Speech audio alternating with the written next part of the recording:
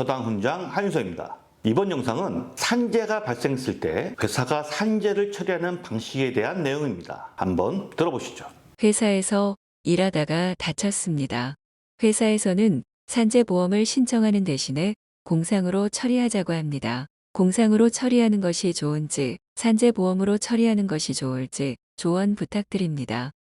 일하다가 사고가 나거나 질병에 걸리면 산업재해가 됩니다. 아주 오래전에는 이 산재가 발생하면 개별 기업이 그 산재에 대해 책임을 져야 했습니다. 그러다 보니 기업별 재정 상태에 따라 산재 보상 액수가 달라지게 되고 경우에 따라서는 아예 보상을 못 받게 되는 경우도 발생하게 되었습니다. 이런 불합리를 해결하기 위해 산업재해보상보험법을 제정했고 제정 이후부터 지금까지 산재보험에 의해서 산재보상을 안정적으로 하게 된 것입니다. 하지만 일부 기업에서는 여러 가지 이유로 산재보험 처리를 꺼려하는 경우가 종종 있고, 그렇다고 산재가 발생했는데 보상을 하지 않을 수는 없으니까 공상으로 처리하는 경우가 종종 발생합니다. 공상이 도대체 무엇인가요?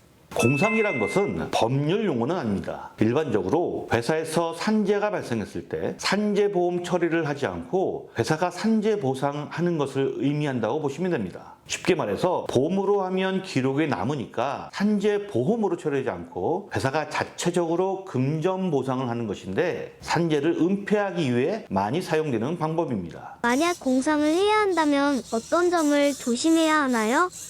공상은 법률적으로는 민사합의에 해당합니다. 일반적으로 산재보험으로 처리하면 치료비라고 부르는 요양급여, 생계비라고 부르는 휴업급여, 그리고 장애급여 등을 받을 수 있습니다. 민사합의에서는 이러한 항목을 따로 만들지 않고 한꺼번에 퉁쳐서 총액으로 지급하는 경우가 많습니다. 이렇게 계산하게 되면 각 항목별로 금액이 제대로 지급된 것인지를 알 수가 없습니다. 그래서 항목별로 얼마씩 지급되는 것인지를 표기하도록 회사에 요구하시는 것이 좋습니다. 공상을 제대로 받으려면 항목별로 얼마나 청구해야 하나요? 공상은 산재에 대한 민사합의에 해당하는 만큼 적어도 산재보험에서 지급하는 보험급여보다 적게 청구하시면 불리해집니다. 일단 치료비가 있을 텐데요. 사실 치료비는 치료 과정에 따라 달라질 수 있기 때문에 금액을 딱 정하기 어려운 측면이 있죠. 보통의 경우는 의사나 원무과에 문의해서 대략적인 금액을 정하는 경우, 아니면 치료비 전액을 지급한다는 식으로 액수를 정하지 않고 치료비 지급 의무만을 확정할 수도 있습니다. 생계비는 치료로 인해서 일을 하지 못하는 경우에 보상 문제라고 보시면 되는데요. 산재보험에서는 평균임금, 즉 직전 3개월간의 임금 총액을 그 기간의 일수로 나눈 금액의 70%를 지급하고 있습니다. 따라서 공상에서도 이 이상의 금액을 요구하시는 것이 좋습니다.